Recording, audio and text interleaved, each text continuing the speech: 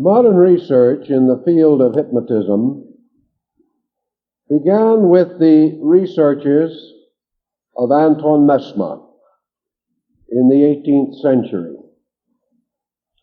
While these researches in many ways produced positive results, they were open to criticism and suspicion, perhaps at least in part because of the rather flamboyant way in which Mesmer practiced the art and the peculiarly bombastic style in which he wrote on the subject. Even a progressive man, philosopher and scholar, Benjamin Franklin, after examining and attending some of Mesmer's seances,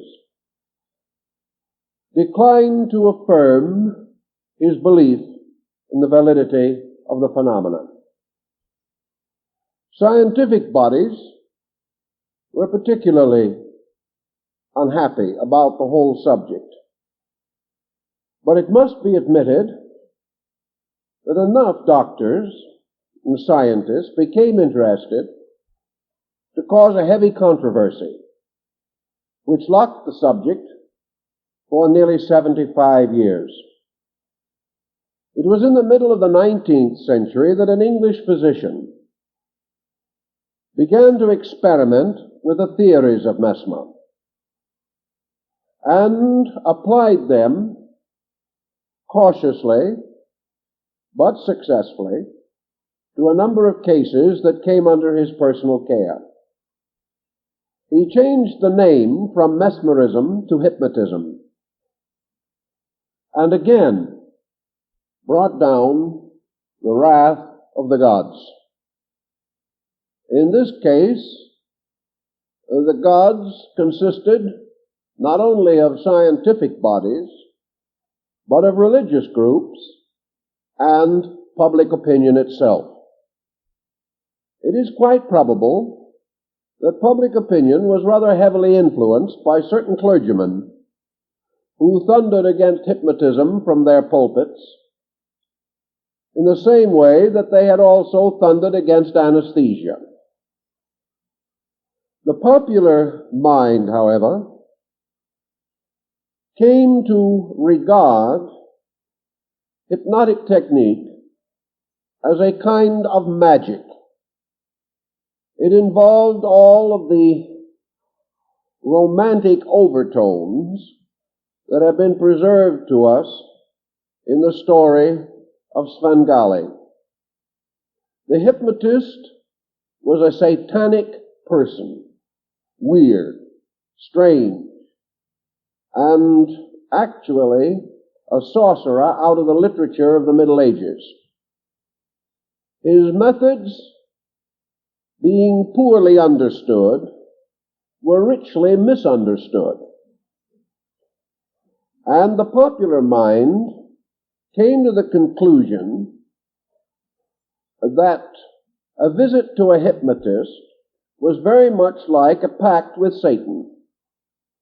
In some way, this system of treatment interfered with the normal function of the human soul. It was a dastardly contrivance, giving to the operator tremendous power and control over the life of every innocent trilby that came along. This attitude was not improved by the rise in the 19th century of stage hypnotism, in which the entire field fell into the lap of entertainment. This meant every possible means of exploiting and dramatizing the subject with little regard for its dignity or its basic meaning. Gradually, however, interest in the facts revealed through the techniques of hypnotism increased, and probably developed most rapidly after the rise of our interest in the psychological life of the individual. When we began to study the internal subjective functions of the human mind, it opened a door for the further estimation of the basic problem of hypnosis. First of all, there was much rubbish to be cleared away. Much of this rubbish, of course, had no more sound foundation than public opinion. But there was also a tie with antiquity that proved rather embarrassing to scientific men who do not like to be regarded as the direct descendants of witch doctors. They feel this is somewhat a compromising of their dignity. We know that hypnosis in various forms and under various names was broadly practiced among ancient peoples, particularly among primitive people. It had a place in the therapy of Greece and Rome and Egypt. But in our living experience, we found a close tie with certain Bhutan practices of the West Indies and the mysterious remedies of the American Indian medicine man. Such affinities and affiliations were not particularly intriguing to the American Medical Association, which sort of felt that it should be regarded as having outgrown such old beliefs. In time, however, private practitioners stepped into the field. They began to contemplate the matter much as Paracelsus had done, with a new dedication, namely a dedication to the need of the sick, that this should come before all prejudice, and we should decline or reject nothing which could be actually useful. Because of the prevailing popular prejudice, one of the earliest types of investigation in the modern field of hypnotism was to determine whether there was any truth in the idea that some mysterious fluid, essence, energy, substance passed from the hypnotist to the subject. Was there some strange bond set up by means of which the completeness of personal integration was injured? Did the hypnotist, so to say, put some part of himself into his subject where it remained to affect freedom of thought or freedom of action or independent psychological existence? All research to the present time has indicated that this is not true, that there is no connection established between the hypnotist and his subject, other than that which is evident and obvious in the phenomena itself. That there is a temporary influence cannot be denied, but that this influence is other than psychological is now not only denied, but rather clearly disproved. Many ways can be used to check such things, and all checking has as yet proved negative. There seems to be no need for the assumption that hypnosis involves metaphysical elements. It is purely a physical matter, but one which involves elements of our physical nature, which have only been known to us within a comparatively recent period. Once the public has come to recognize that the hypnotist is a physician and not a magician, much good can be accomplished, and individuals with numerous difficulties can hope for help in this direction. Now we know that religious authority is very powerful in our thinking. No one wishes to discount the importance of religious beliefs. There are religious groups today that are strongly opposed to all hypnotic research. They do not even wish that the subject should be explored. Certainly their members, if they wish to be in good standing, must follow the leadership of the faith to which they belong. But as no faith or no sect dominates public opinion in this country, according to the definite provision of the First Amendment to the Constitution and the first section of the Bill of Rights, those of other beliefs, not holding this antagonism towards hypnosis, have a perfect right also to explore their own convictions and make such discoveries as they feel may be of common benefit. As in the case of anesthesia, the benefits are now becoming so obvious that old opinions are being forced to change. And in most instances, such changes increase public comfort and safety. Hypnosis as a field began in a comparatively simple area, namely the possibility of communicating certain attitudes, certain instruction, certain suggestion from one person to another in a manner more favorable than homely advice or old-fashioned admonition. As the time passed, however, it became evident that the whole concept of hypnosis rested upon a pattern of universal laws.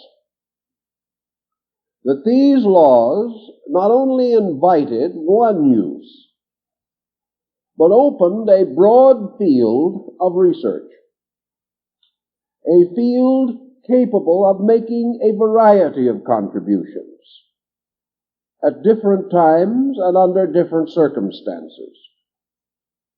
Thus, the concept, the basic hypothesis underlying the fact of hypnosis gives us many inducements to explore neglected areas of mental phenomena.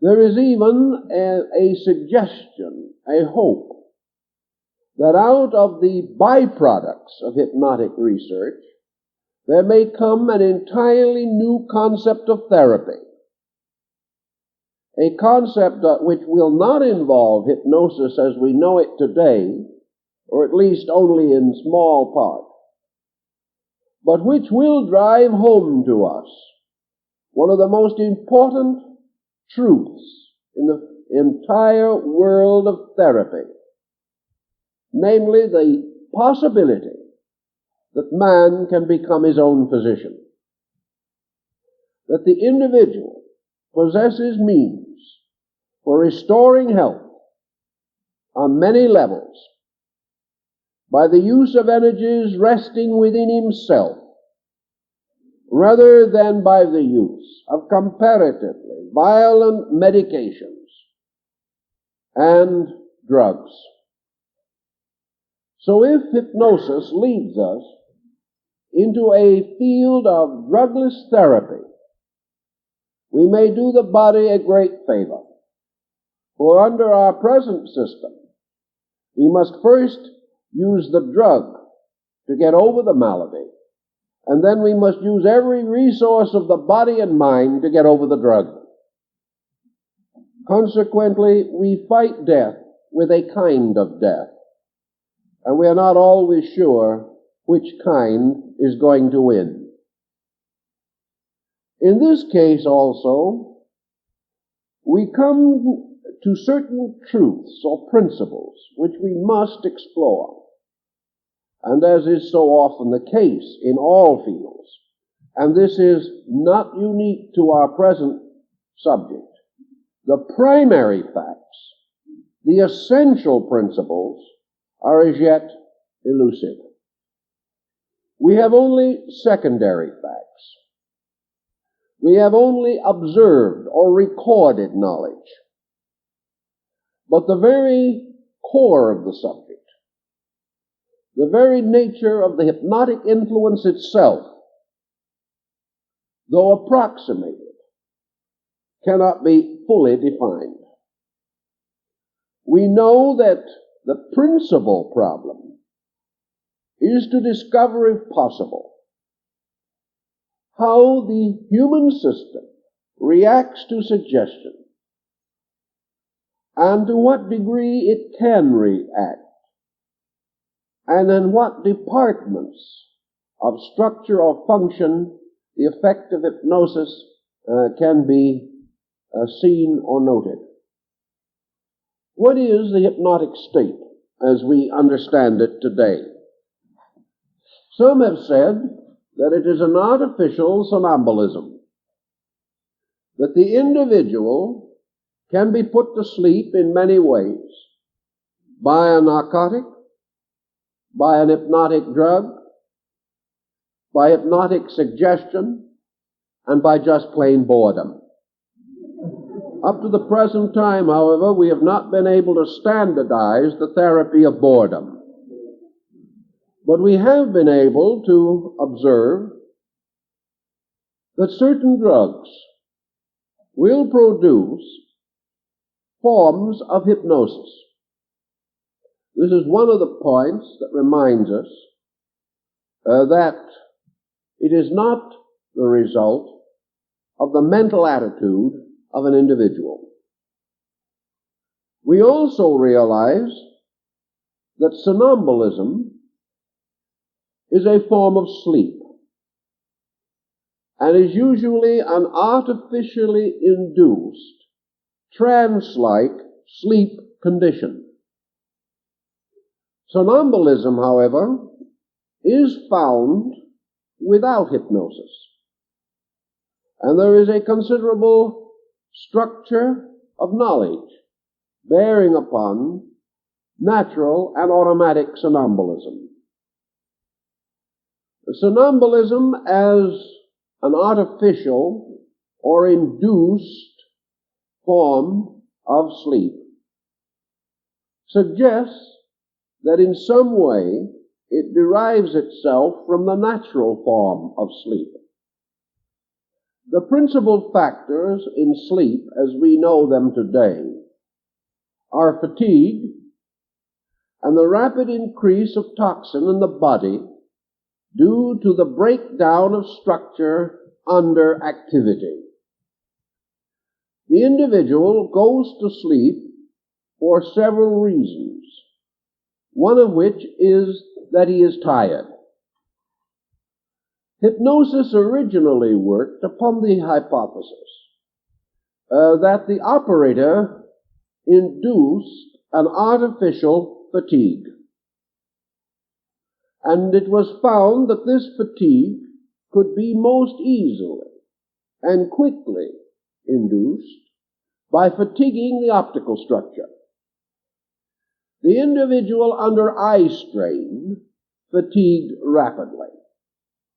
Also under eye strain, particularly when this strain is scientifically induced, there came a kind of disorientation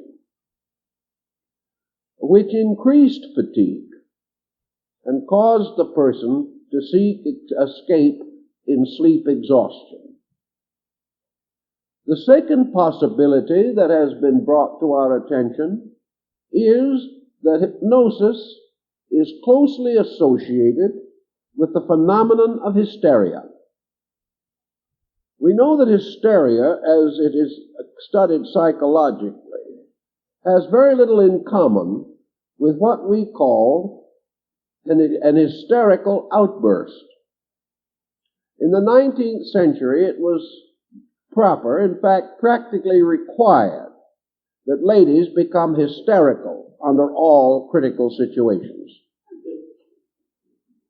Since that time, however, better solutions have been discovered both for and by the ladies.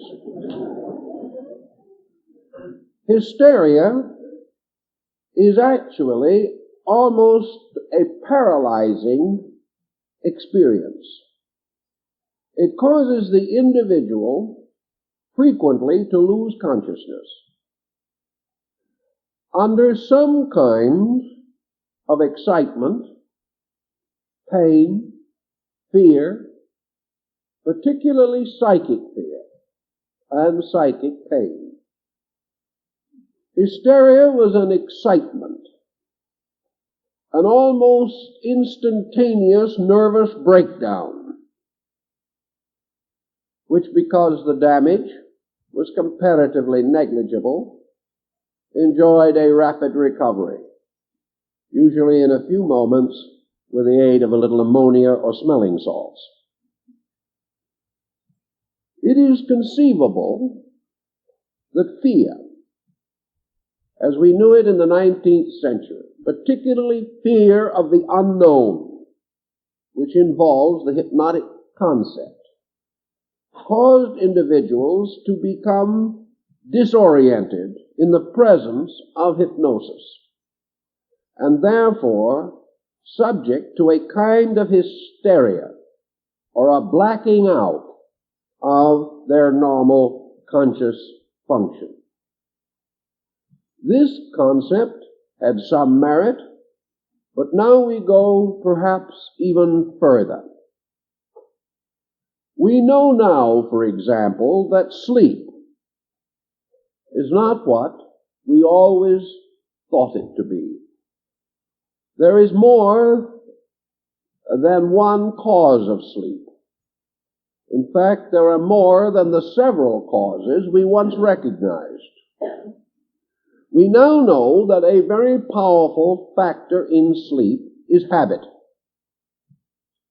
By placing persons in caves under the earth, where it was not possible for light to reach them, we made them servants of their own watches and clocks, which was a very interesting experience, especially if these timepieces were scientifically, shall we say, tampered with. A clock could be placed where a number of persons could see it. A clock so arranged in its mechanism that it recorded 60 minutes on the face in a period of only 30 minutes of actual time. It was found that the persons involved slept according to the clock and not according to true time. It was found, therefore, that if the clock was sufficiently slowed, the person might not feel any unusual fatigue or need of sleep for 20 or 30 hours. But if the clock was made very rapid, he might consider himself as having finished his day's work and be completely exhausted in 3 hours, even though in all the procedure, the nature of his residence, a cave under the earth, was certainly not inclined to create physical fatigue. So the fact became rather evident that the clock became an hypnotic agent. The clock told him when to go to sleep. Whiff, he was asleep, just as surely as though he had been handed an adequate amount of chloroform. Therefore, habit also indicates how strongly we can influence ourselves. Actually, the clock, regardless of the time on the face of it, could have very little effect upon us if it did not set up within ourselves a series of association mechanisms.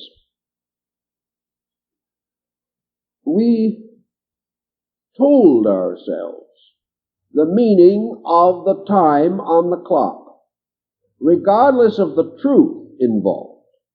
When the clock said 8 o'clock in the morning, we were hungry for breakfast, even though the true time might be 11 o'clock at night. When the clock said noon, we began to look for lunch. And because it is almost impossible for individuals to measure time adequately, experiments were made which proved that the individual could develop a healthy appetite between breakfast and lunch in 45 minutes. Also, that he could have no appetite at all between lunch and dinner, in the ordinary sense of the word, because the clock was wrong. Therefore, he was not uncomfortable if there was a 12-hour interval between meals. The clock regulated his life. It regulates most of us in one way or another. The clock, however, merely suggested something continuously, suggested traditional habits, ways of doing things, and the rest of the job we did for ourselves. If we had not been able to read the clock, we probably would have sort of relaxed and might have come into a common rhythm of our own. The pattern of our own nature might have come through, and we could return almost to an animal state, in which the animal eats when it's hungry and sleeps when it's tired, because it cannot read the clock. A blessed state for the animal. From this series of researches, several very important points were demonstrated. First, naturally, that we suggest habits to ourselves. We use certain subconscious patterns. We live by them.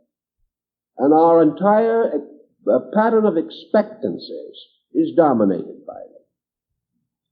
Also, that these expectancies in ourselves produce a series of psychophysical reactions.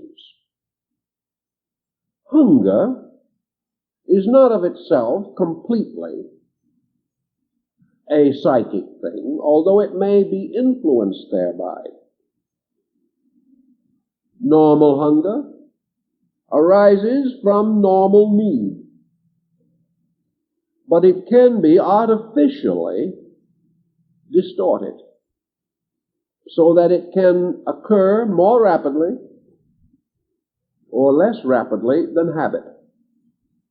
This may be due to our old kinship with the original pre-Adamite man, because primitive man, like the animal, probably nibbled as often as possible, eating not much at a time but frequently.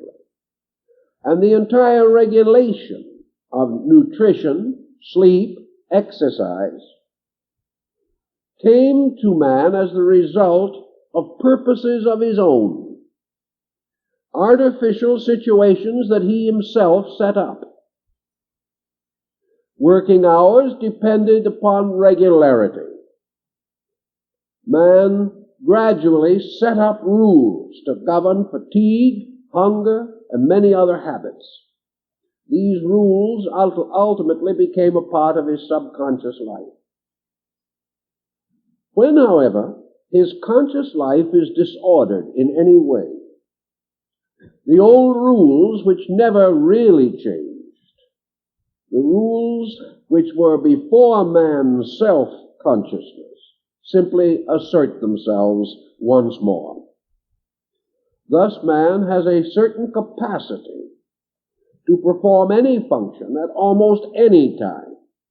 It is only specialization that has determined the time in terms of clock or sundial or hourglass. The next point that comes from this particular situation is to consider to what degree man has the power of suggesting to himself, and how far such suggestions can be carried for woe or weal. As suggestion is actually a more or less voluntary process, and we cannot accept or respond to a suggestion that violates the energy sources which make suggestion possible. It follows that the average person, unless he is under abnormal stress or under some psychotic pressure, will seldom, if ever, suggest to himself or vitalize the suggestions of others that are contrary to conscience and morality. He will only suggest that which is acceptable to some pattern within his own nature. Within this pattern, however, there are numerous degrees of possibility.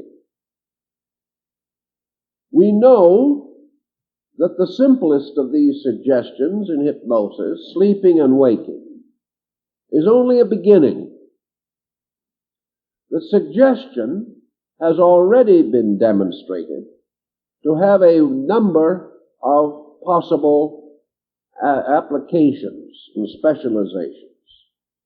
We know, for example, that the individual, by suggestion, can block pain reflexes. That he is therefore able, at will, to remove sensation from areas of the body. Now, this blocking becomes a very interesting thing, because it was originally assumed that this blockage originated in an area of the brain, that hypnosis produced a certain disassociation within brain areas, much as they become disassociated in natural sleep. This theory, however, must depend for its validity upon the concept that the brain is a highly complicated instrument composed of so many key areas that various small locational parts can be anesthetized without interfering with the major body of the structure. Now, for example, we do not have to anesthetize along a nerve, which would be the common concept. The belief, for example, that as we may put Novocaine into some branch of the trifacial nerve, thereby blocking one side of the face, we bring our automatic or hypnotic tension into some area of the brain and block, perhaps, the nerve reflex in the arm, or cause it to deaden, or lose sense of feeling. Or we may block a large area, as in the case of the use of hypnosis in obstetrics. But here is the thing that makes it all very peculiar. We can block the last joint of one finger. We can leave the other joints wide awake, the whole hand wide awake, and the whole arm wide awake. To achieve this peculiar result, and there are many ways in which we can prove this, it will probably be necessary for us to reform some of our notions as to the mechanics of the hypnotic process. In optics, for example, we can block a form, a pattern, or a color.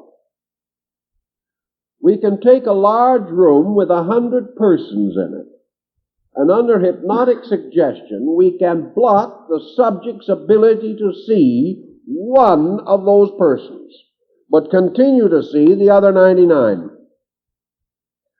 The one person that he cannot see can wander all about the room, standing in front of the other 99, one at a time and in any accidental order. The subject will continue to see the person behind the one he cannot see, but will not be able to see the person that is blocked out. The room is not blocked. The power to see is not blocked. The power to remember fully and completely every occurrence in the room is not blocked. There is no damage to memory, consciousness, awareness, or general vision. There is simply one person, distinguished as a person, who simply remains invisible. The same consideration comes in the problem of taste reflexes.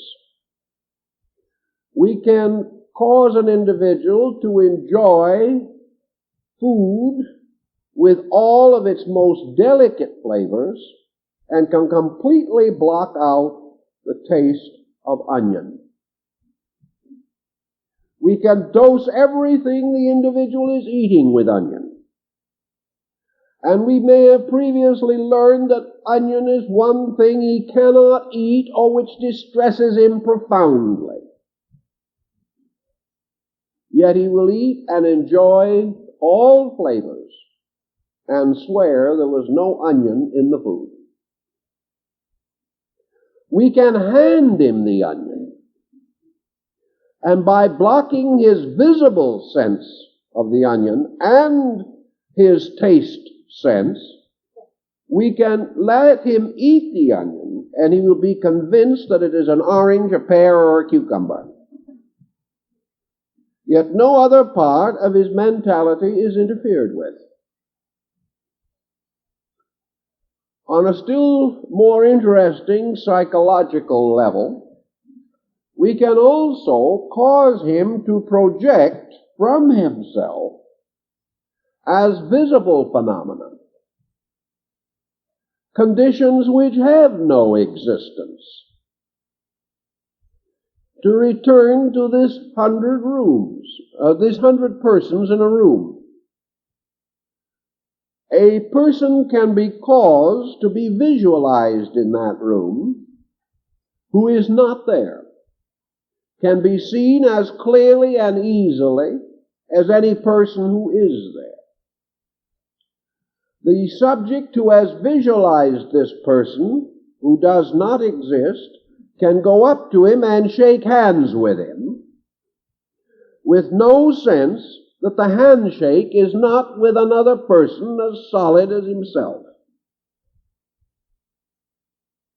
Thus we can also project from the individual a whole series of non-existing circumstances. The old theatrical performance of causing the person to believe that he is walking across a river when he is only passing over the living room rug is probably remembered by many of us. How carefully this person will remove his shoes and stockings and wade painfully across the old Persian carpet. He sees the water. He knows it is there.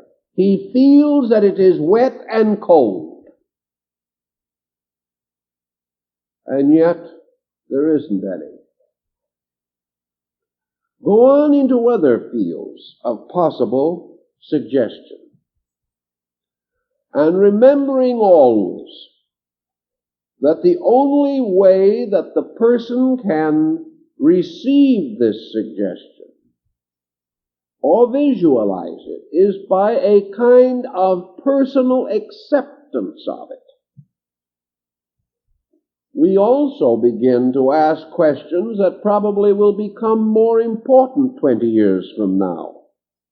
And that is, where does this process of self-suggestion begin and end? How much of what we believe to be here now exists only because of our own believing?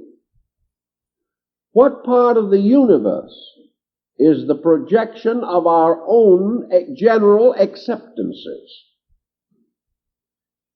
What effect does this acceptance have upon our culture, our concepts of values, our appreciations of arts, our dedications to various pursuits, our recognitions of the excellence of various subjects? To what degree are all these acceptances merely dramatized by our own intensity? Is this not merely the extension of the fact that man creates his own psychic life,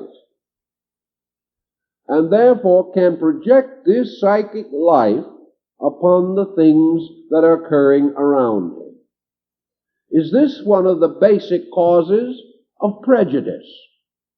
Is prejudice an hypnotic power by which we literally blind ourselves to fact? Is prejudice a self-deceit so real that it can make us see water on the living room rug, shake hands with people who do not exist, or try to sit down in what appears to be an empty chair in which someone else is already sitting? Where can we say that the power to suggest to ourselves begins and leaves off? Our hope in this, of, not being too greatly deceived, is that we associate this suggestion with another person. That we will not respond unless another person whose authority we accept makes the suggestion. Yet we know that the same suggestion can be made with a phonograph record.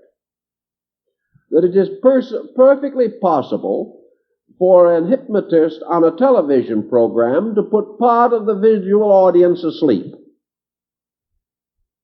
You can be 500 miles away watching your own set, and you may succumb to his suggestion.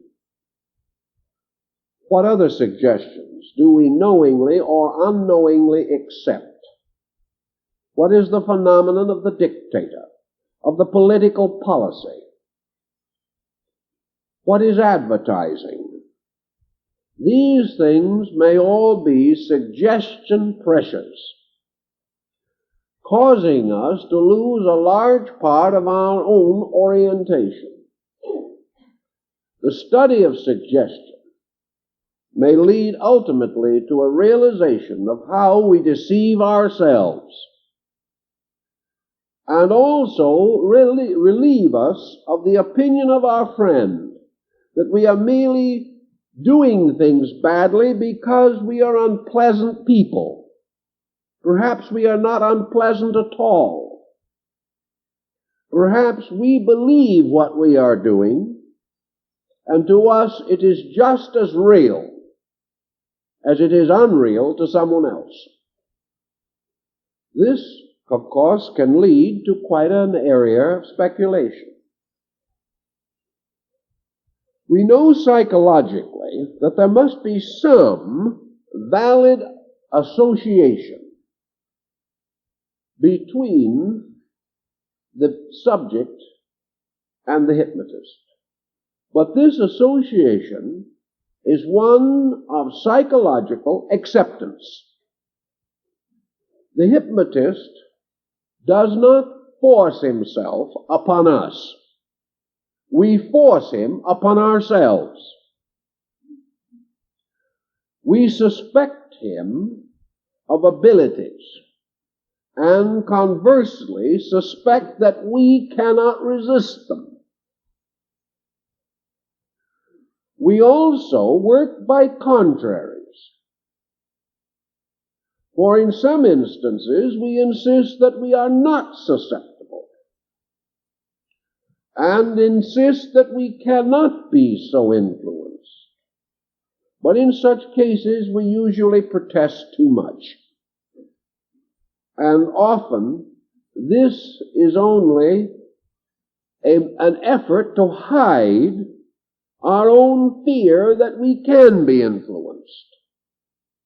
Therefore, we cannot depend too much upon the idea that only susceptible people, not ourselves, can be influenced. The pattern of being influenced by something or someone is archetypal in all of us. So we merely let the patterns have their own way. Psychologically, what is the basis of our receptivity to the peculiar suggestion of a hypnotist? Probably, as in the discussion of last week, the primary agent is acceptance. We believe this person can do this thing. We suspect, if we are there for therapeutic or character help, that we are going to be assisted. We have certain confidence in the validity of the treatment. We also have certain nervousness, certain uneasiness, which of course makes us even more susceptible. We also may resist to a degree, which will cause the reaction of hysteric tension, and we will also succumb, but to slightly different methods, which also points out that there is more than one method. There are probably hundreds of methods by which various types of hypnosis can be induced, and we are not sure that these different methods all produce the same type of hypnosis. We have not yet broken this point down as adequately as will ultimately be done. If we do not resist suggestion, if we accept it, the thought has been advanced that the hypnotist begins to become a symbol of certain psychic integrations in ourselves. For instance, the hypnotist can become the parental image. He can become the symbol of any and all dominance which we have experienced during life. As the small child places great confidence in the parental wisdom until he is undeceived, the adult always wishes or desires to come under strong leadership in which he has faith and confidence. Once a rapport is established, it is quite possible that the hypnotist takes the place of the parent image. And just as surely as the parent image in man can hypnotize him continuously, so now we have a transference of the parent image from the subjective to the objective. We have the person, the operator, as parent. And we find ourselves again as child, submitting to authority. This line of thinking may ultimately lead in a number of profitable directions. because it is a key or a clue, perhaps, to the entire nature of the parent image in man. How this image can be conditioned, directed, and to a measure, if necessary, neutralized by the introduction of suggestion. Most persons today are carrying heavy psychological loads. They are in conflict inside of themselves. We now attempt to help these persons by giving them certain psychological ventilation. We try to bring them out of themselves. We try by various means to bring their problems to their own attention. Yet even with the best of intentions, we can get into trouble. We can release more in a patient than he can handle. Or we can release elements which are not relevant to an immediate situation and may even work against it. When trying to help a person to escape from domination, we may bring him into too aggressive a state of aggression. He may have listened to everyone, but under a revulsion may in turn listen to no one. This is not a desirable situation. It is merely tossing the center of consciousness from one extreme to another. Hypnosis, however, by enabling us to explore more deeply, and by enabling us to do this without the conscious interference of the patient, can often assist us to truly evaluate. This evaluation may not in the end be different from that which will be discovered by the normal means of analysis. We may come to the same conclusion, and if both methods are correct, we must come to approximately the same conclusion. But under hypnotic technique, we can come to that conclusion perhaps 10, 20, or 50 hours sooner than by the analytical method. We can immediately break through the defenses by means of which the subject or the patient is subconsciously attempting to deceive the counselor who is trying to help him. This type of secret deceit is very, very common in most fields of psychology. We have already mentioned the problem of consciousness, and this is another area which may be opened up by hypnotic research. And many new discoveries may be made concerning the nature of consciousness.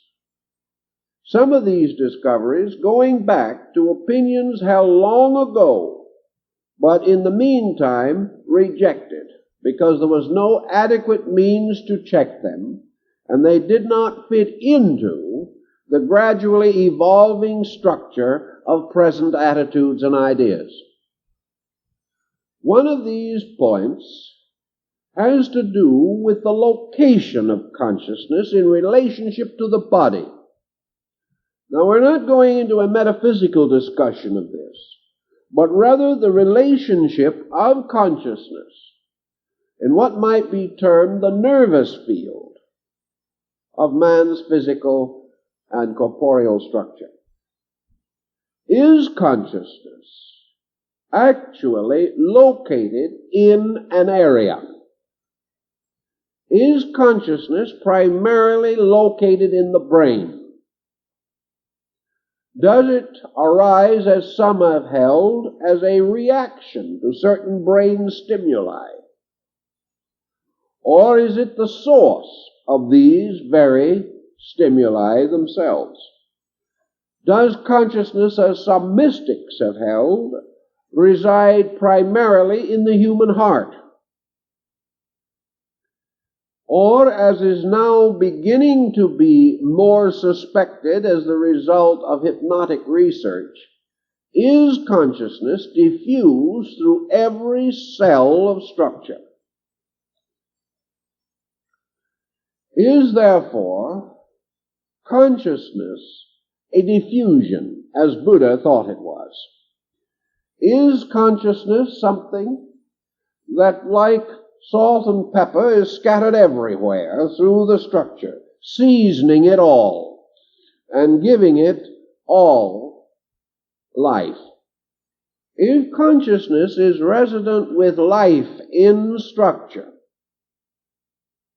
then what we call objective consciousness is some aggregate of conscious factors, a plexus or ganglia of nervous or conscious elements brought together to create an area of intensivity, more coordinated.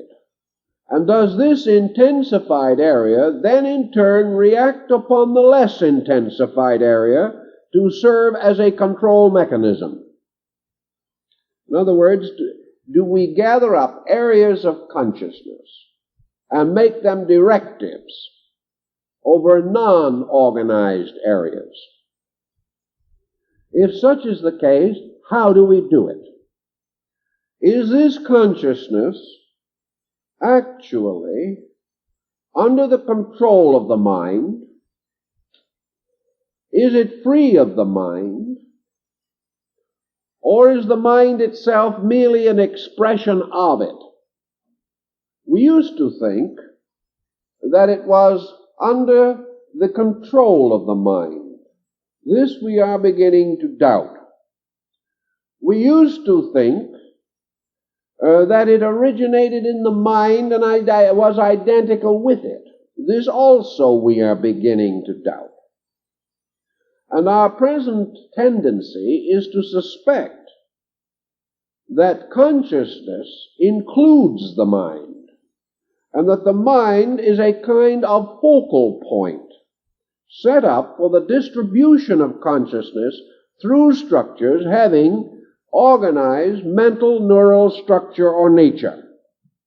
This brings then the possibility that mind is a kind of director of consciousness on the objective side of life. That by means of mind, consciousness is distributed through the mental, emotional, physical structure. This would be more or less harmonious with the present findings in hypnosis. For hypnosis now appears to indicate that the mind governs the distribution of consciousness or energy or the life element itself, and that this mental directive can have a series of very important consequences. We know that it can influence optical energy. We know that it can affect or influence gustatory energy. We know that it can affect auditory energy. We know that all of the sensory perceptions can be distorted or affected or stimulated and intensified by mental energy.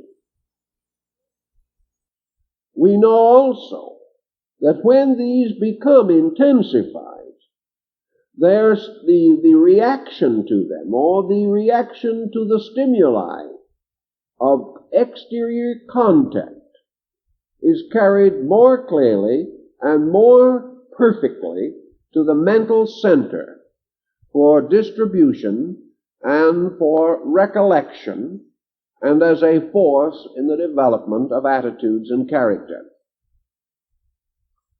If then this flow of conscious energy can be influenced by the mental attitude, or particularly by an extreme mental fixation, we have an answer to a number of problems. We perhaps are treading very closely upon the heels of yoga, which has long held these facts to be self-evident. But they are never self-evident to anyone until he sees them. Thus, let us say that yoga has proven that certain attitudes, certain disciplines and technique can, for example, overcome problems of elimination. That many of the difficulties which we suffer from, gastritis and stomachic ulcer, difficulties in respiration, irregularities of heartbeat, different blockages of circulation, all of these can be affected by mind concentration. We also have discovered through yoga that the growth of the hair on our heads can be intensified by mental energy. This, however, does not guarantee a luxurious head of hair once it is gone. But it does mean that the normal functions of life can be stimulated by the mind. We also know that mental patterns can be caused to impress themselves upon the body through mental energy. Here, for example, we know that among some of the primitive mentalist cults of the West Indies and of Africa, concentration permits the individual to visualize forms or symbols upon his own body. And with sufficient effort, these symbols will then appear upon the surface of the body in the form of reddish marks. In other words, if you have the knowledge, the skill, and the patience, you can cause various symbols to temporarily appear on any part of the body which you so desire. The moment the concentration is removed, the symbol dies out. This actually must mean, therefore, that we are in direct control of the body at all times, and probably almost all of its processes. The only possible exception being the actual function of the heart. This we can influence, but it is not certain whether we can completely control it. If this thinking be logical, we have at our disposal certain immediate therapeutic uses of suggestion once the formulas, techniques, and methodology are clearly developed. We have the power through concentration or through a kind of hypnotic intensification of self-suggestion. We have the power to break up blockages in circulation. We have the power to restore impaired function if it has not gone too far. We have the power to hasten elimination of toxin from various areas of the body. We have a power to create so rapid a circulation that we can prevent blood poisoning. We also have the power to block circulation to the degree that we can prevent some dangerous element from circulating quickly throughout the system. We have power to hasten the rapidity of cure for various ailments, including broken bones. We have the power to adjust ourselves to changes of temperature, to various pressures, to intensify physical strength within a reasonable degree.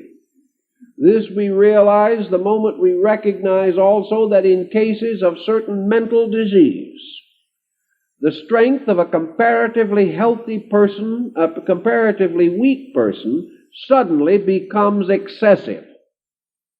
And a person who in normal life has practically no strength may require several persons to restrain them if once the mental equilibrium is lost. This also means that this additional strength is always available without mental unbalance. So out of the study of this different type of research, we realize that it is possible to combat fatigue, that it is possible to hasten many processes and thus accomplish a more rapid recovery from sickness. All of these points, of course, leave us on the horns of another dilemma. Suggestion is only about as important as the intelligence of the suggesting power, whatever it may be. If the operator, in the case of hypnosis, makes a wrong suggestion which is still not contrary to some innate reservation on the part of the subject, the result may not be good. The individual, believing that he knows what he wants or he needs, trying to suggest to himself, may only block necessary symptoms and hide from himself ailments which might, through neglect, become serious or even mortal. Therefore, suggestion, like the aspirin tablet, is dangerous in the hands of the person who uses it without judgment or excessively. Things that help wisely used hinder if unwisely used. We need, therefore, a very clear vision of structure and function in order to know how it should be influenced to produce the necessary and proper results. Here is a whole world that has not been touched. We are perfectly content to assume that the suggestion is right if it achieves the end that we immediately recognize to be necessary. But nature has a very involved way of working, and nearly always trouble is nature's effort to remedy a greater trouble. Thus, if we block nature's means, for example, of disposing of poison in the system, or if we cause it to be eliminated more rapidly than nature intended, we may get into further trouble. Thus, the accurate knowledge of nature's own way is essential to the best use of suggestion in all of its fields. Without this use, there are many sad consequences. The use of hypnosis as a means of psychotherapy also presents a wide new world of special possibilities. Certain ailments traditionally resist hypnotic treatment. These ailments are, for the most part, ailments which do not arise within the area of the therapy, or against which the therapy is incorrectly directed. For example, take alcoholism. A person seeking hypnotic help for this ailment is likely to ask that the desire for alcohol be blocked, on the assumption that if it is blocked, that the habit will be broken. Actually, this is not usually true. Under some conditions, alcoholism is successfully treated by suggestion.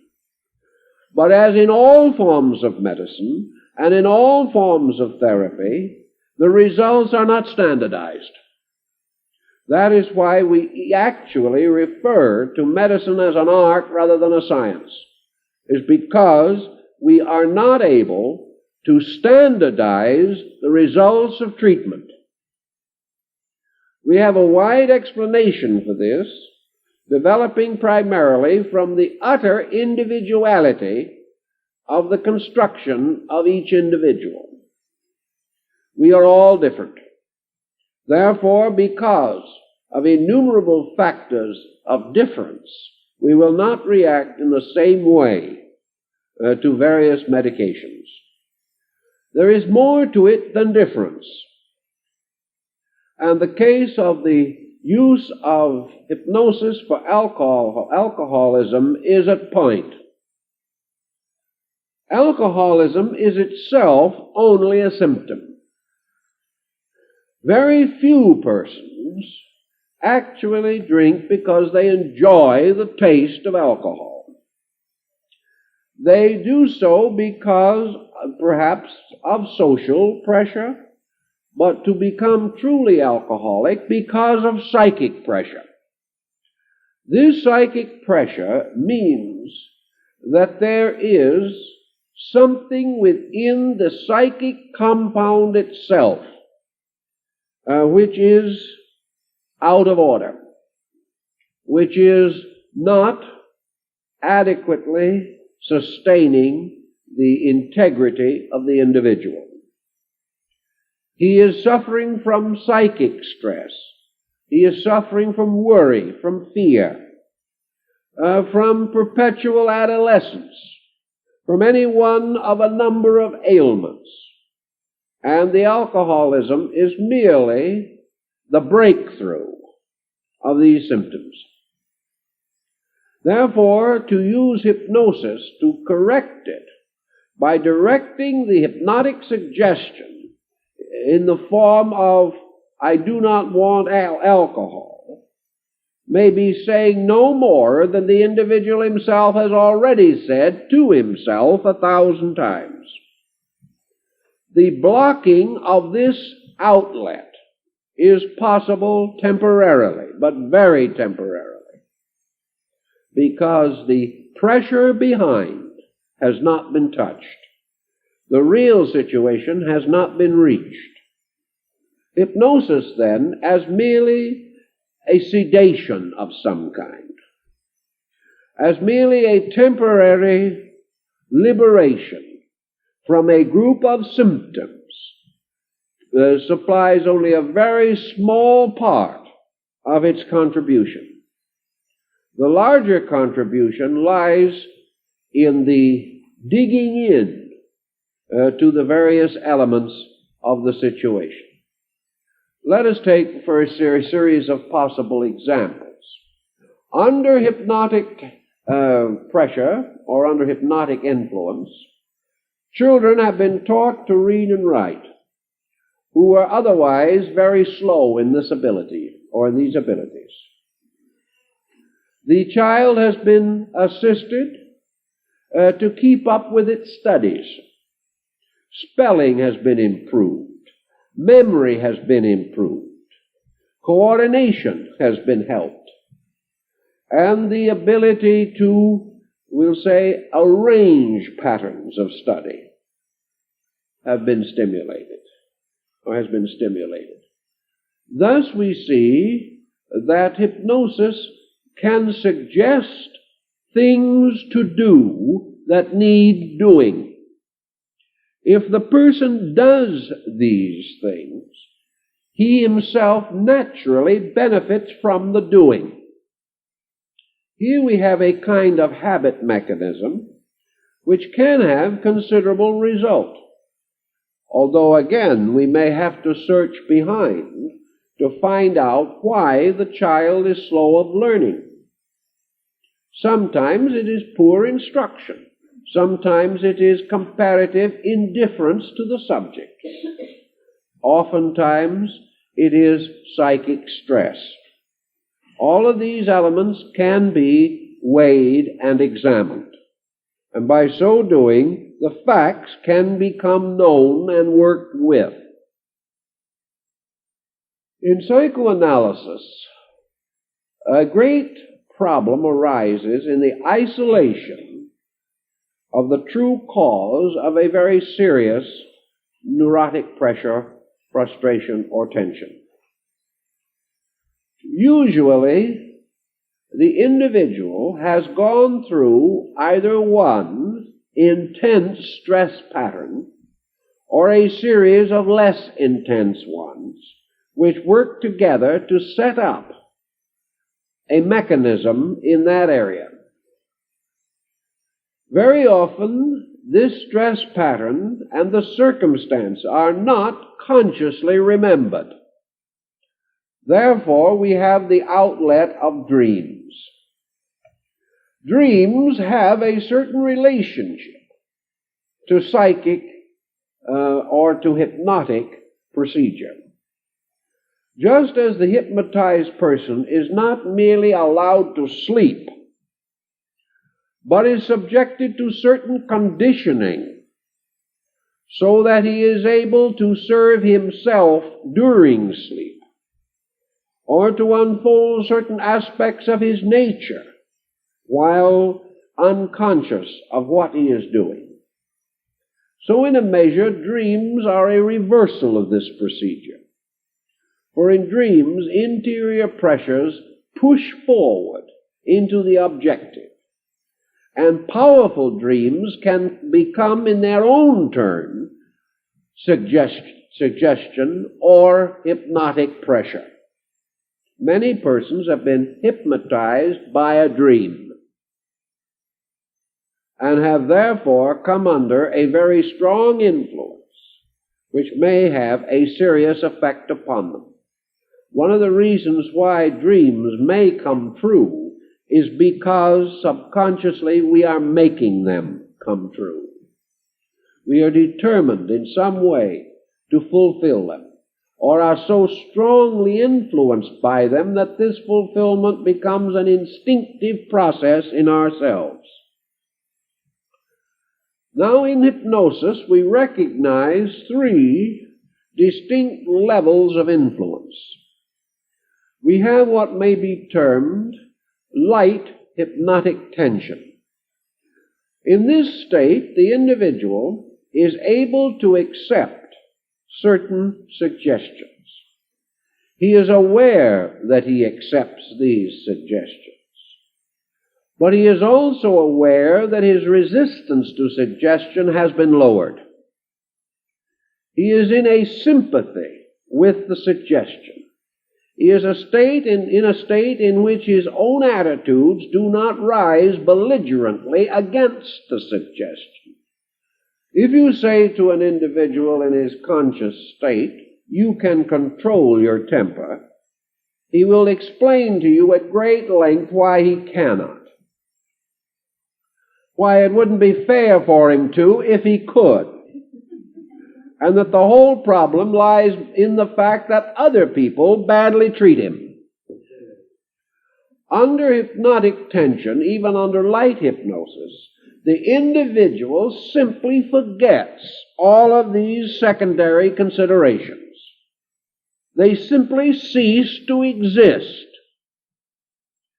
He has only a complete receptivity If the operator tells him that he can overcome a bad disposition, chap says, well, I guess I can. It never occurs to him any longer to say, no, I can't. This objection function has been blocked. And this would be a happy world indeed if more objection functions were continuously blocked. Of course, not really, because these in turn have to be explored. But lots of folks would be happier now and immediately if there were less objectors in the world. The second degree of hypnosis involves a further intensification of this. The subject loses orientation with things around him. If in the midst of treatment the doorbell rings, he will not be disturbed, whereas in light hypnosis he probably will be. If things occur which might, under some situations, draw him back again into his own consciousness, these occurrences will not have this effect if he has reached a middle or moderate degree of hypnotic tension. He is sort of alone now in space. No one around but the operator. He is conscious. He knows that he is being given suggestion. He hears the words, and he accepts them without resistance. When he later is brought out of the hypnotic state, he will remember everything that occurred. He will remember the words just as he would remember them in the lightest or first degree of hypnosis. So the first degree and second degree have this point in common, that the entire procedure is consciously remembered afterwards. In many ways, the light or moderate hypnosis has therapeutic advantages. It helps the person to have confidence in the operator. The person knows how he is being suggested. He knows what is happening. No suggestion can be slipped over on him. He is not afraid that he will be told to do something which will be contrary to some basic principle or conviction or belief that he has. On the other hand, because he is still self-conscious, the degree of penetration of suggestion is not as great as it is in the third degree, or, for practical purposes, the deep hypnotic trance. In this condition, the patient is no longer consciously aware of himself, nor of the operator, nor of any circumstance occurring around him. Yet in this condition, he may and often does develop an independent awareness, which may again be somewhat likened to sleep awareness. The patient, for example, or the subject, under deep hypnosis, with no conscious memory of himself or of the operator, can develop a living personality of his own, which exists only during hypnosis, as sometimes it occurs only during sleep. Regression also shows that the person in this condition can move back through his own life experience, identifying himself only with the immediate occurrences. In this state, memory is blocked. And the blocking of memory is very interesting. For memory is not only the remembering of the past, but the remembering of environment and the familiar now. Therefore, the blocking of memory places the individual entirely outside of the time sequence factor. His experience consists of a sequence of independent frames, like the single frames of a motion picture film. He moves from frame to frame, and the one he is in exists. The one he moves from has no existence. The one he moves to is not anticipated. This timelessness, which is part of your deep hypnosis factor, has even religious and spiritual implications. By means of it, man is able to actually pass through a series of immediate experiences of now. But the being which experiences this now does not record the experience. Here we have perhaps a key to certain mystical experiences of individuals who do on occasion break through the time-place barriers and come into immediate contact with eternal situations. It is quite possible that the study of this field of immediacy in third-degree hypnosis will have validity in both the scientific and philosophical worlds in years to come. The person having now developed an independent existence may and can live in this existence in a reasonably complete manner. A person under third-degree hypnosis does not have to lie on a couch like a block of marble, and certainly does not need to be suspended across two chair backs, as was fashionable in the 19th century. Actually, this person can get up, engage in conversation, have a very vivacious and animated time, mix with people, shake hands with them, know them, discuss all kinds of problems with them. And yet this person will not exist or be remembered in any way when the subject is actually brought out of hypnosis. More of special value through regression is that this person can be regressed into elaborate pageants of situation. A case in which a young man in his 20s led a complete symphony orchestra might be at point. In his 50s, under psychological treatment, he was regressed to that great concert in which he was the conductor. For several hours, in fact the full length of the concert, he stood upon an imaginary podium, waved a non-existing baton, and conducted an orchestra, even going so far as to hum with the music, which is an old conductor's trick. He heard this music exactly. He knew exactly the bar that was being played at any time.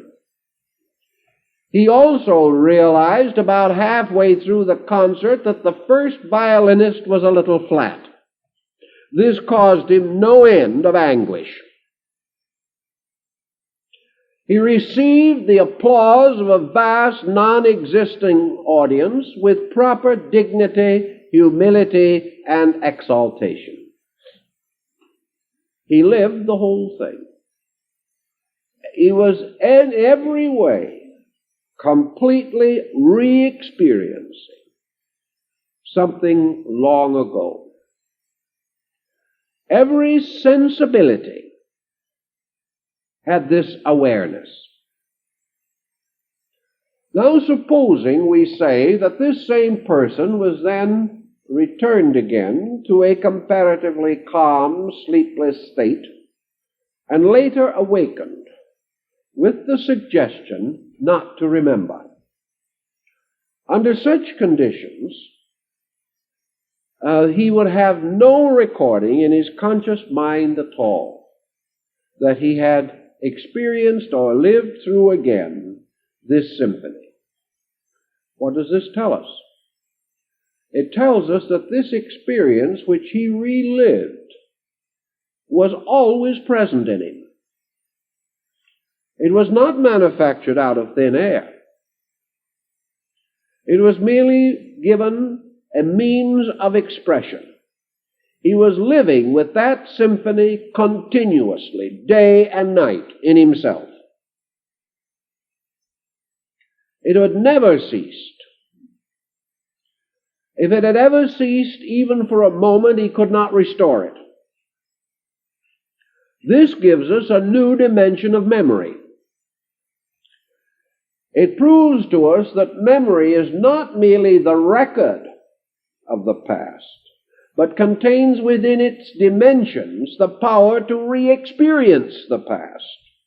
And one point we have often made of memory is the blessed fact that we can remember, but we cannot re-experience, which has been our common theory. The only reason we cannot re-experience is because we permit our memories to fall under the time-place sequence of suggestion and outlaw the possibility of immediate reconstruction of the emotional impact and experience of an event. This tells us that in our memory, therefore, is the power, if we know how to use it, to relive everything that has ever happened to us. Nature does not wish us to relive these experiences. Therefore, has placed a blessed silence on this faculty within our own natures. Yet nature itself occasionally calls upon such things.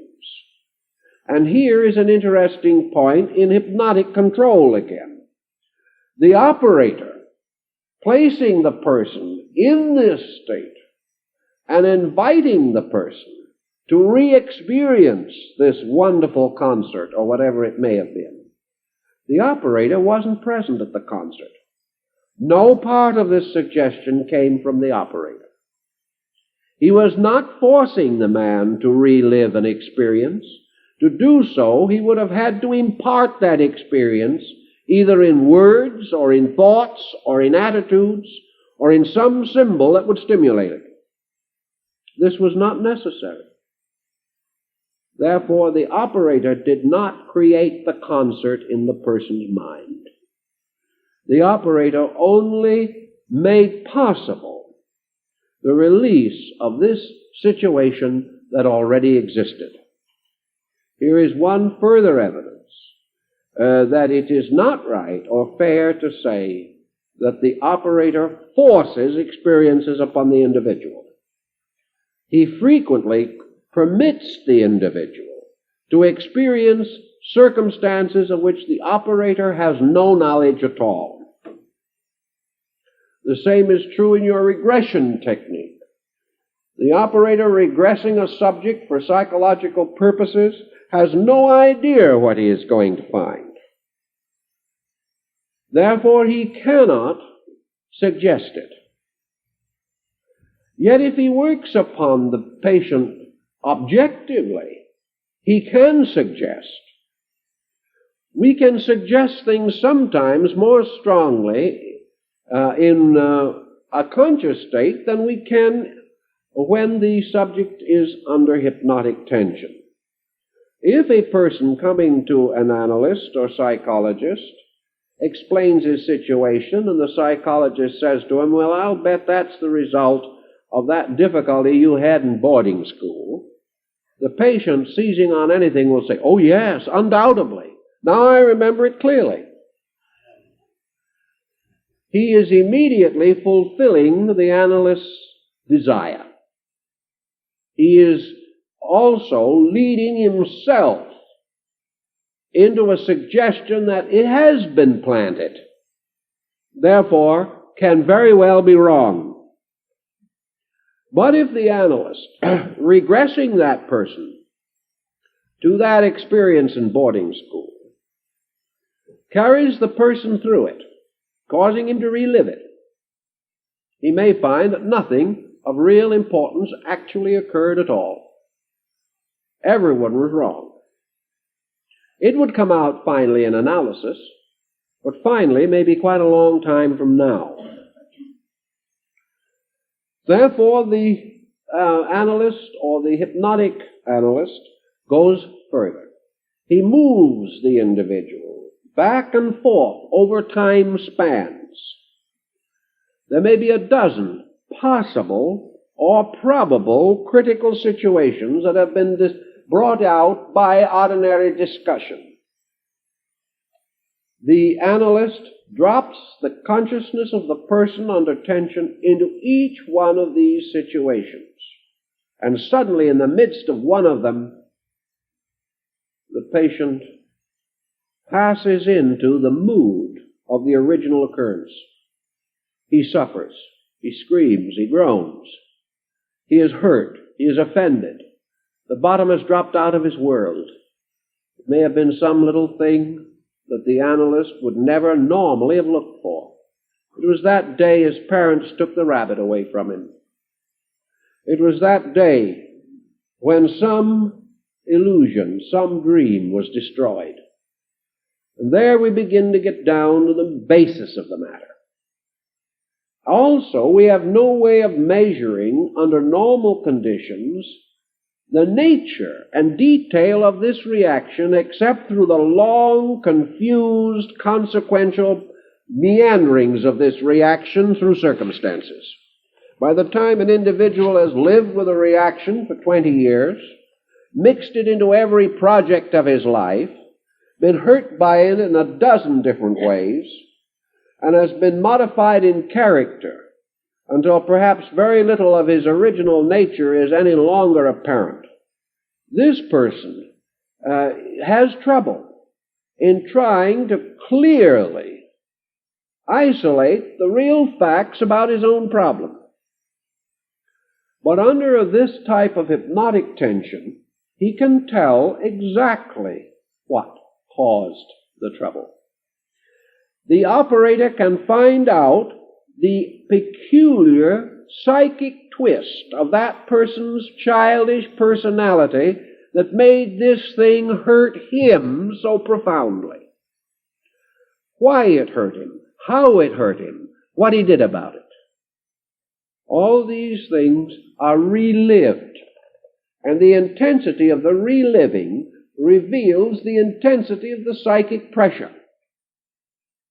Sometimes several things have combined to create this pressure, but in almost every instance, reliving of it can bring it out. This reliving under this type of pressure is released directly, coherently. It is released in a manner in which it can be quickly used and can perhaps suggest certain psychotherapeutic counter-suggestions or compensatory suggestions which will help. On the other hand, this reliving of the true experience is not limited actually at all to the hypnotic state. It is there all the time, like the concert. And where the pressure gets too great, it may break through in dream symbolism without the use of hypnotic suggestion. But when it breaks through in this way, it breaks through symbolically. It breaks through associations or by means of some design, figure, symbol, or device, by a theatrical dramatization of the event with a new cast of characters. It is not brought forth in its original nature. As a result of this difference, it is less available for immediate use. It can be interpreted gradually, but we must plow our way through all possible explanations, perhaps, before we are able to pick the correct one. When an individual has a dream indicating that he has been over-influenced, this is not as helpful as might at first appear. For the probabilities of being over-influenced are universal. And the probabilities that any one individual has been over-influenced is not a probability of one such occurrence, but the almost certainty that he has been over-influenced many times. Which one has caused the damage? It is not even always the first one. It is the one which created a peculiar stress in that person.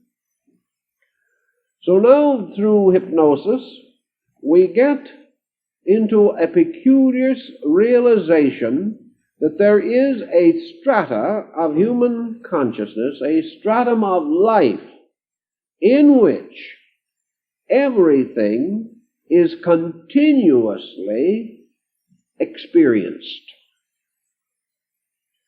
And this continuous experience, even in the struggle to clear it hypnotically, is interesting on a dimensional basis.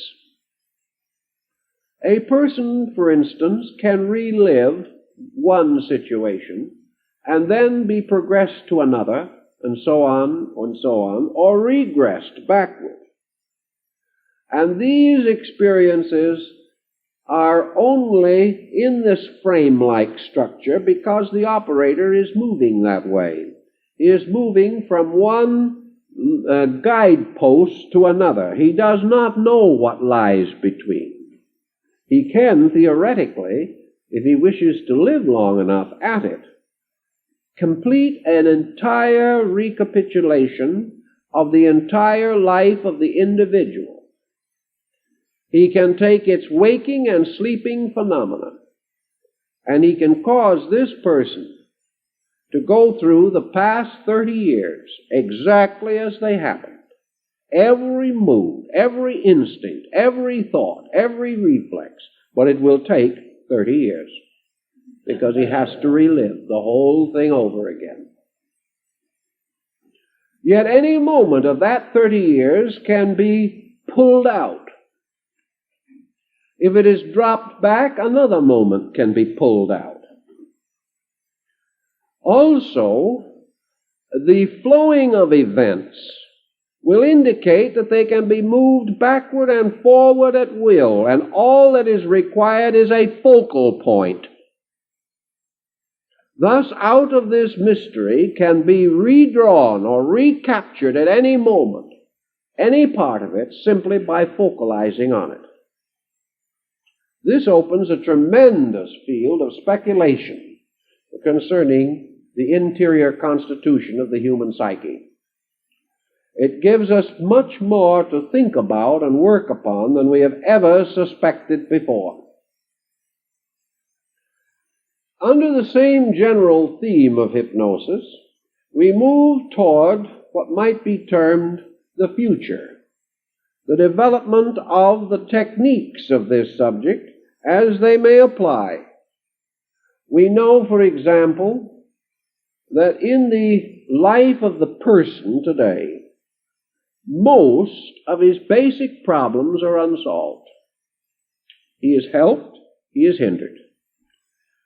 But always he is inadequate because he does not have conscious control of his own unconscious impulses. He does not know the real reason for the things he does. He does not know why his attitudes break into patterns which sometimes persecute him. He does not know any cause for his likes or dislikes, except perhaps very superficial secondary reactions to inadequate stimuli. He does not know why he is what he is. He also does not know how he can be what he ought to be. The only way in which the final solution can come is the opening up of the entire interior life of man. The realization that the internal moves the external. that everything that happens to us on the outside of life is the result of pressures from the inside of life. Also, we suspect strongly that what we call the extrasensory perception gamut can also be stimulated by hypnotic suggestion. It is quite conceivable that under hypnosis, the individual can be clairvoyant. It is very possible that under hypnosis, the individual can discover laws and rules of the greatest value to his own conduct, to the advancement of science and knowledge, and to the final solution of world problems. He can discover anything that is locked within himself. Also, he can be assisted to stimulate the faculties of discovery. It not only is that discovery represents a kind of mind, it represents an attitude toward phenomena. Some people are geniuses. We do not know why, except to assume that by philosophic merit they have attained this rank. We do not know how far sensory perception can be intensified. We know it is being intensified slowly all the time. Is this slow growth of intensification its proper pace? If it is its proper pace, then we have no right to interfere with it, because our inward perception must be sustained by the total asset of our personality and consciousness. If, however, we are lagging behind in extrasensory perception merely because we have become too psychologically sick to grow properly, if nature is being delayed and frustrated in its natural development of faculties which it intends us to have, then various forms of suggestion therapy can be used to break through, not only to break through this restriction, but by analysis to discover the reason for this restriction in our own case and correct it. Thus it is quite conceivable that certain things can be done better. Hypnosis will not take a person who cannot play an instrument and make virtuosity. But it can set an individual down to a piano who has never been there before, cause that person to drum violently on the piano the most horrible discords, and hear these discords as the most heavenly music. His music may satisfy no one but himself, but for himself it is most satisfactory. But if this person has once been trained in music, the power can be revitalized and restored. Techniques can be devised. They're not too rapid, but they can be set up, by which a lost skill can be regained more rapidly than by normal procedure. The lost skill is therefore merely a lost coordination. This can be corrected. Also, a person in whose life good things have been retarded by some peculiar nervous mechanism. Common example of nervous mechanism that is uncomfortable is the old-fashioned tic, or stuttering, or stammering. Many times these will respond to adequate psychotherapy, and frequently they will respond rather quickly to second-degree hypnosis. Why? Because the person hears himself speaking correctly and remembers it. and therefore is relieved of the fear that his trouble is structural or that no remedy is possible. On the other hand, hypnosis cannot restore that which has been totally lost by disease or sickness or by accident. It can, however, act in many ways to assist the person to regain control over himself. Suggestion is always most effective when the person receiving it is receptive. Thus, in all things in life in which leadership by ourselves, over ourselves, is necessary, the attainment of this depends upon an attitude of receptivity within our own natures. If we are not able to relax our objective tensions, we block the leadership of our own consciousness over our body. This we learn from hypnotic theory. And we also, therefore, recognize that whenever we desire to make a real or vital improvement in ourselves, or to make a conscious dedication to principles that are real and valid, that we should first of all place ourselves in a properly receptive relationship with life. That we must be quiet. We must be still. We must permit that which is good in us to move from the conscious mind into the subconscious without blocking it by our own arguments. The dignity of great truths contributes to their acceptance because we are less likely to block them. This is why religious instruction is valuable. We accept things that we believe without argument. And in this way, they can become more directly and immediately effective in our lives. The case as it unfolds is almost endless, but out of it all comes the realization that hypnotic research will undoubtedly tell us a lot more than we know now about the causal structure behind our personal existence. And through becoming more intimately aware of this, we can cooperate with it better.